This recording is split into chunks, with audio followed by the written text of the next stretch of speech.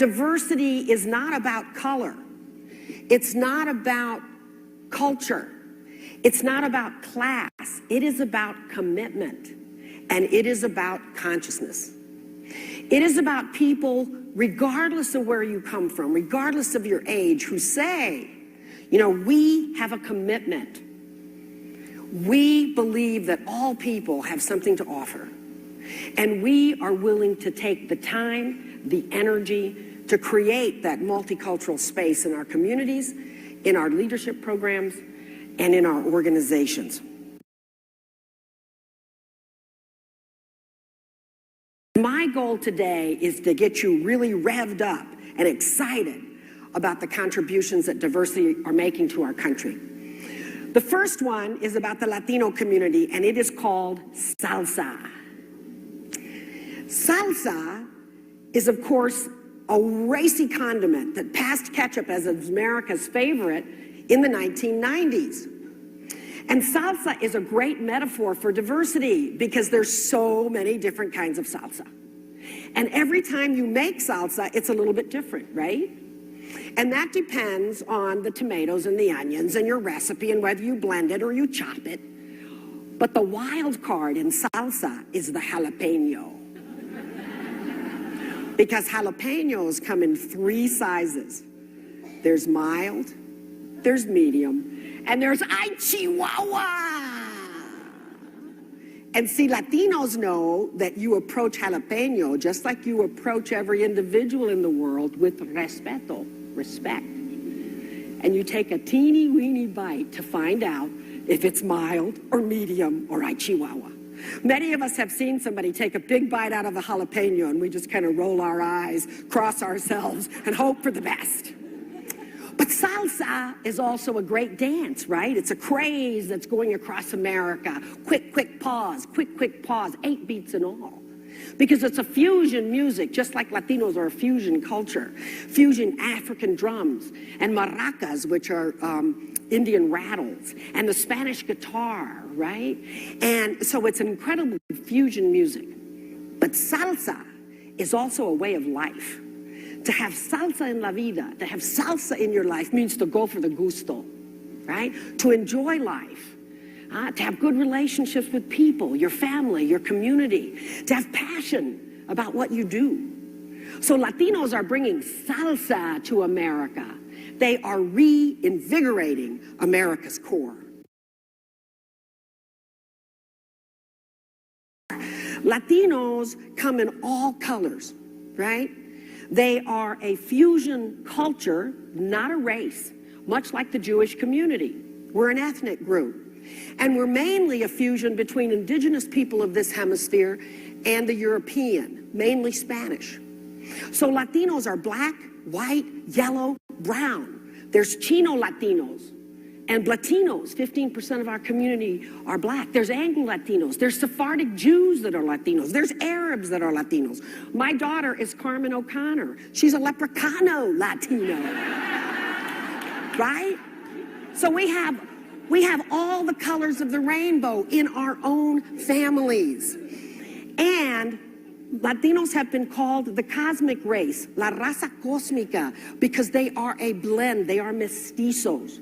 And they have that vibrancy of a hybrid culture, of a fusion culture. And if Latinos, if we can, we come from 23 different countries also.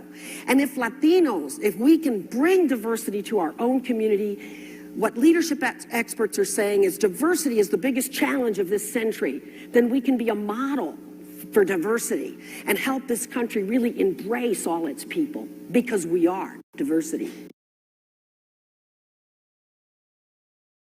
And think of the concept of soul, where African Americans, when they were brought here in chains, there was a discussion, are they human? Do they have a soul? And so our Constitution said, oh, they have 2/3 of a soul, right? And this ability to describe people in this way was the rationalization for slavery in this country. And yet leadership is about transformation, yeah? It's about transformation. And you see a community here who transformed the concept of soul into the very essence of their culture. right? Soul brothers, soul food, soul music. The spiritual essence of the black community, of their soul, allowed them to overcome, allowed them to keep on keeping on, allowed them to become a vibrant force in America that has revolutionized and transformed American culture. So what is soul? Soul is, first of all, resiliency. And resiliency is a leadership trait, and a trait our country needs, right? You know, resiliency. Somebody leaves your organization. Resiliency. You get a new boss. Resiliency. You know, my last daughter just left home. Resiliency. The whole idea of being able to bounce back, to be able to be vibrant regardless of the changes around us, to be resilient. So in the African American community, they would say, if it doesn't kill you, it'll make you stronger. And Martin Luther King said, out of the bottomless pit, our vitality and our spirituality and our belief, that's what allowed us to survive. And so we also see that African Americans have this thing called relatedness, much like the Latino community. In the institution of slavery, black families were torn apart, and so they didn't know who their relatives were. Transformation. We will make everybody our brothers and sisters. We will take a child and we will raise that child, regardless of who that child belongs to. We will become cousins. And you can see that in African Americans when they meet each other. They may not know each other, but they recognize that bond of relatedness, that through their common history, you know, their race and their experiences, they are related. And you also see in another gift that I think is perhaps the greatest gift that African Americans bring, and we saw this also in South Africa, the gift of reconciliation. And what an important attribute for America and for leaders to have, that ability to forgive, right? To work side by side with people who perhaps have hurt you or haven't recognized your talents.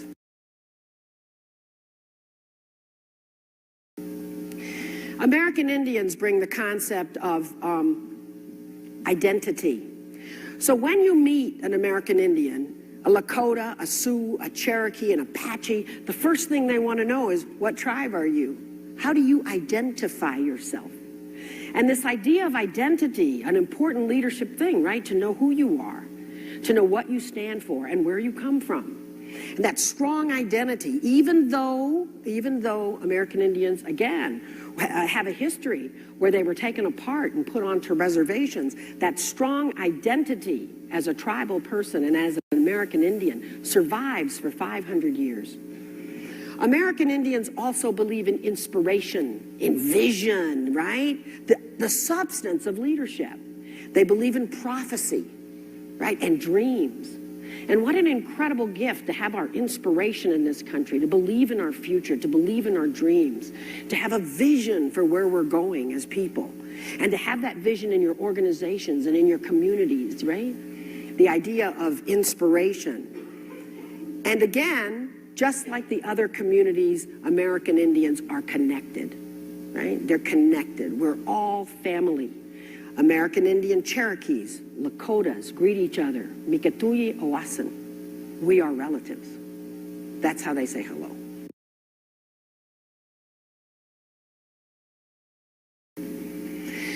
The three principles of leadership in communities of color are the leader among equal, the leader as the guardian of public values, and the leader as community steward. And I'm just going to show you a few quotes by some of the leaders I interviewed.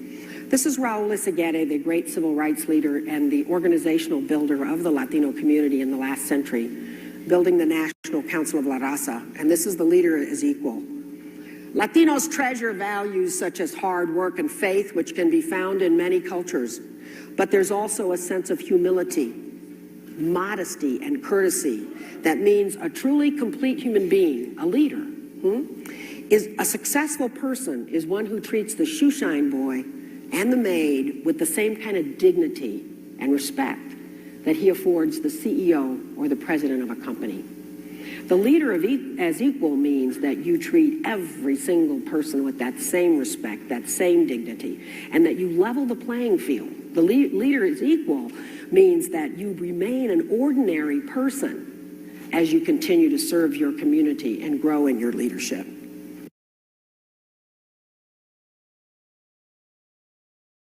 Leadership is a communal responsibility with a concern for the welfare of the tribe or the people, and then sharing the work that needs to be done based on skills and abilities.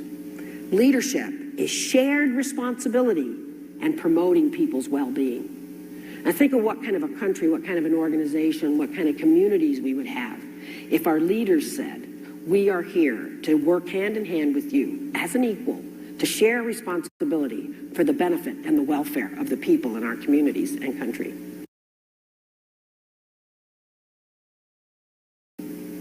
This is Mayor Frederica Pena about community stewardship. When I was mayor, I always invited people to participate and be part of the solution. There was a great deal of community involvement. People would say, why is the mayor putting together another task force? Well, I understood that you get things done by involving people and working as a community. Now people reflect back and say, by having that task force, you saved 15 years. When people become part of the effort, they want to support the effort, and then they are shaping their destiny. And this has become true because of the tremendous advancement that our community has made and continues to make because of his leadership.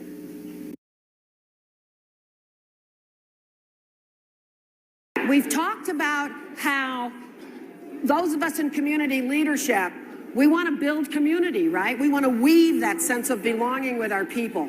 Well, out of communities of color comes this thing called the cosmology of connectedness, the family, the tribe, the community, brothers, sisters. And so we're going to talk, we're going to face our partners, and we're going to do these sayings that come out of different cultures so that we can experience this.